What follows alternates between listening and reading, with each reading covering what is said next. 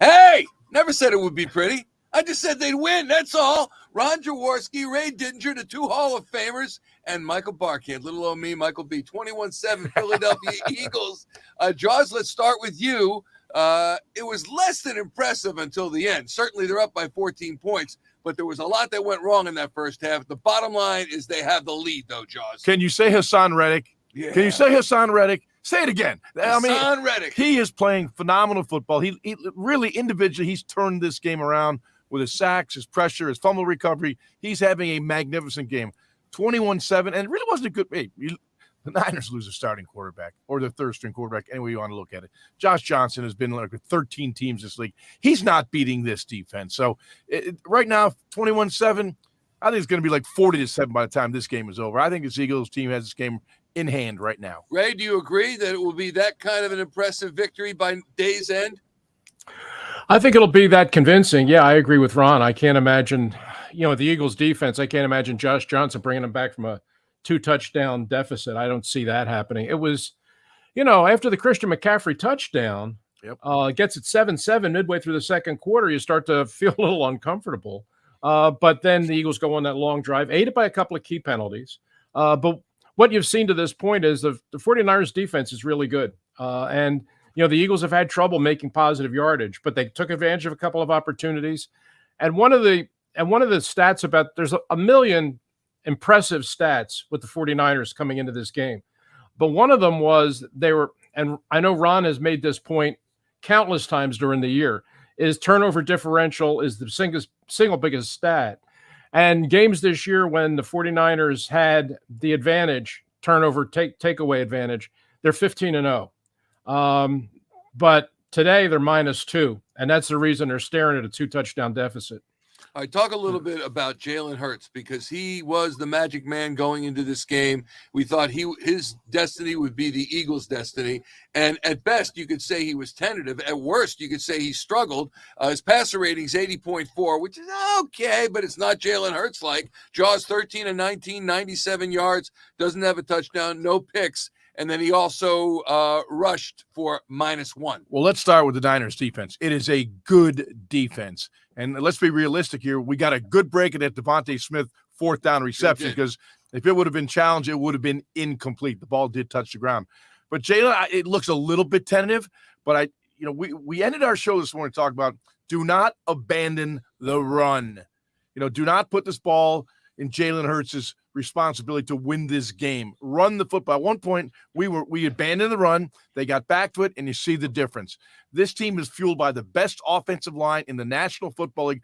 I don't understand why occasionally we abandon it when we got terrific running backs, a terrific offensive line, a terrific blocking tight end, and our receivers do a good job blocking downfield.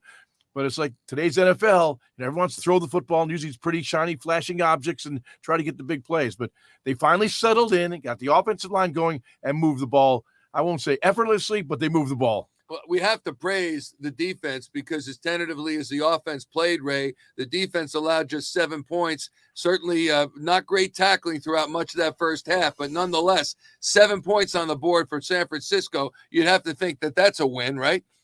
Yeah, you would. I think that, all week, the Eagles defense kept hearing and reading about how great the 49ers defense is. And that has a way of motivating teams. And the Eagles defense, I thought, came in here and played well. Obviously, the McCaffrey touchdown is a bad defensive play. There's no doubt about that. I counted 4 missed tackles on that. Now, McCaffrey will make some people McCaffrey will break tackles, and he'll make people miss tackles because he's just that good. But so far in the half, it's been, the Eagles have made big plays, and they've gotten the pressure. And, Ron said it to start off with, and I agree with him. I mean, the biggest single difference maker in this half, Miles Sanders has got the 2 touchdowns. But to me, the most impactful player in this first half has probably been Hassan Reddick. Mm-hmm. Jaws, agree? Yeah, absolutely. What he's done, left side. And Ray mentioned a turnover, so they're +2 right now. That's almost a lead pipe lock victory. And Ray, this going back to our Vermeil days. Back in the late '70s, Dick was just a wonk for turning the football over. That was a lot of the philosophies I have about football. I learned from Dick Vermeil, and You can't turn the football over no matter how good you are in winning this league. And the 49ers are -2, the Eagles are +2, and that's the reason they're up 21-7 at the half. Both teams are going to make adjustments. Ray, what's crucial for the Eagles in the second half, halfway to the Super Bowl? Well, I think at this point, I honestly don't know if they're going to need any more points. I mean, 21 might win this. Just don't make any mistakes. Just don't turn the ball over. Don't do anything.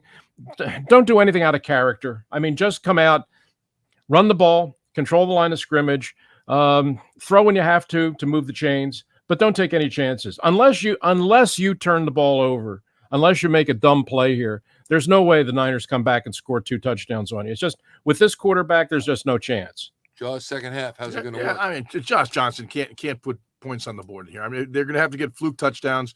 And again, McCaffrey had a great run, but I consider that almost like a fluke touchdown. They're not going to move the ball against this Eagle defense. This crowd is all whipped up to a lather right now. The Eagles up 21-7, 30 minutes away from a trip to the Super Bowl. This team's not letting their foot off the gas right now. It's over. It's over. It's over. Says number it's 7. Over. The Eagles Hall of Famer with the Pro Football Hall of Famer, Ray Didinger. I'm Michael Barkann. We remind you, clock hits 0 at game's end, and we are back on NBC Sports Philadelphia with Eagles post-game live talking about a trip to Arizona and Super Bowl 57. Can you believe it? Let's hold on now. Let's hold on. This is Nissan in-game live. See you post-game, everybody.